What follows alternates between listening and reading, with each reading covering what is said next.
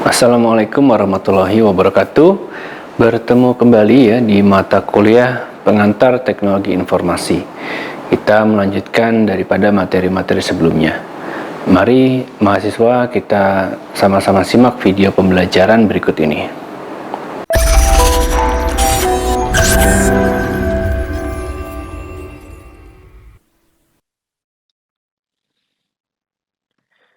Pada materi kali ini saya akan menjelaskan mengenai konsep ya dan dasar internet. Pertama, pengertian internet. Ini adalah suatu jaringan komunikasi yang memiliki fungsi untuk menghubungkan antara satu media elektronik dengan media elektronik yang lain dengan cepat dan tepat. Nah, jaringan komunikasi tersebut akan menyampaikan beberapa informasi yang dikirim melalui transmisi sinyal dengan frekuensi yang telah disesuaikan. Nah, untuk standar global dalam penggunaan jaringan internet sendiri menggunakan TCP/IP. Istilah TCP/IP ini merupakan bentuk protokol pertukaran paket yang digunakan oleh berbagai pengguna global atau dunia.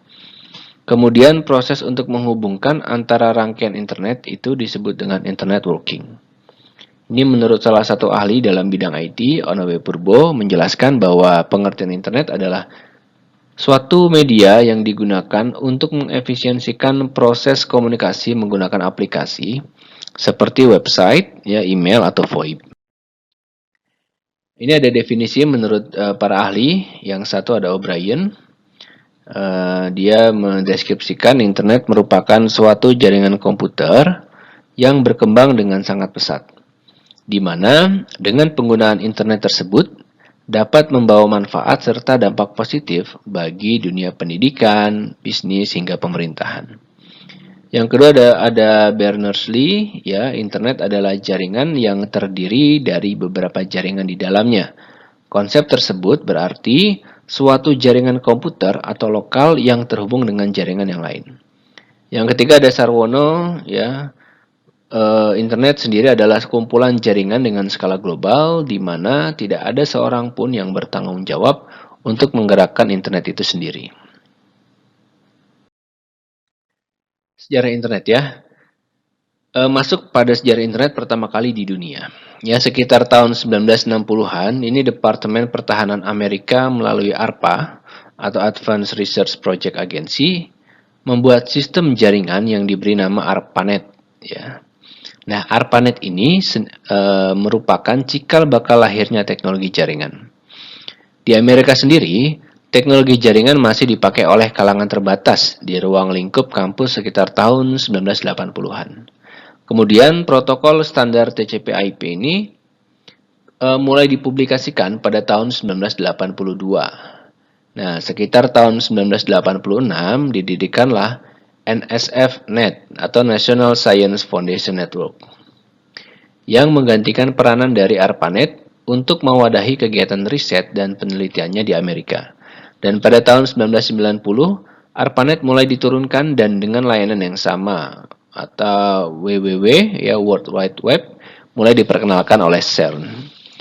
Dan akhirnya pada tahun 1993 mulai dikembangkan Internik untuk mendaftarkan nama domain dari publik. Nah, untuk sejarah internet di Indonesia sendiri, ini mulai masuk pada tahun 1994 yang diperkenalkan oleh beberapa orang ahli di bidang teknologi informasi saat itu. Manfaat internet, ya, ini ada beberapa ya manfaat internet yang dapat diperoleh dari penggunaan internet bagi manusia. Yang satu di bidang bisnis. Ya, terkait dengan bidang bisnis ini banyak sekali manfaat internet ya dan keuntungan yang dapat digunakan. Seperti pembuatan website, ya, website usaha, e-commerce, lalu ada bisnis startup, juga industri kreatif yang lainnya. Nah, faktor penting yang perlu diperhatikan di sini adalah ketika kita telah berinteraksi dengan internet, maka secara otomatis kita akan terhubung dengan seluruh pengguna di seluruh dunia. Sehingga jangkauan bisnis menjadi lebih luas. Yang kedua, bidang pendidikan. Nah, ini penggunaan internet dalam bidang pendidikan adalah salah satu faktor yang penting ya, yang membantu dalam proses belajar dan pembelajaran. Nah, pengguna dapat mengakses dan mendapatkan berbagai ya macam informasi terkait modul ya, artikel, jurnal, lalu pengetahuan umum dan lain sebagainya. Yang ketiga, bidang informasi. Ya, internet itu adalah penyedia sumber informasi ya yang dirasa lebih efektif ya daripada kita itu harus menonton atau memakai media elektronik seperti radio ya, televisi dan koran untuk mendapatkan informasi dan berita secara secara cepat. Nah, seusai dengan pengertian internet itu sendiri, media elektronik di abad ke-21 banyak yang telah memanfaatkan media internet untuk memberikan informasi secara cepat dengan jangkauan yang lebih luas. Misalnya, perusahaan media cetak ya selain memberikan berita melalui surat kabar, juga membuka media channel di internet untuk mendapatkan berita tidak hanya dari lingkup dalam negeri saja, tetapi sudah mencakup internasional. Yang keempat ya di bidang kesehatan ya salah satunya itu jasa untuk layanan pengobatan secara online ya sekarang sudah banyak ya. Nah, hal tersebut merupakan bentuk manfaat ya dalam manfaat internet dalam bidang kesehatan. Jadi kita cukup mencari berbagai kebutuhan ya seperti obat, resep, gaya hidup sehat, juga termasuk rujukan rumah sakit melalui media internet. Yang kelima, bidang sosial dan hiburan. Ya, ini dimanfaatkan oleh generasi milenial ya untuk mengakses berbagai situs dan media sosial yang ada seperti Facebook, Twitter, Instagram, YouTube dan lain sebagainya. Ini ada beberapa dampak negatif ya yang dapat terjadi dari penggunaan internet ya. Satu itu timbulnya cybercrime ya. Ini dampak negatif yang pertama adalah menimbulkan banyak kejahatan seperti kasus peretasan data atau penipuan online. Selain itu juga dapat memicu terjadinya hacking, spamming, atau cracking yang dilakukan oleh oknum yang tidak bertanggung jawab. Nah, oleh karena itu, perlu adanya pengamanan khusus untuk menjaga kerahasiaan dari data pribadi kita agar tidak mudah untuk diretas oleh pihak yang memang tidak bertanggung jawab ya. Salah satu cara untuk mengatasi hal tersebut adalah dengan menggunakan fitur login dan autentikasi ganda.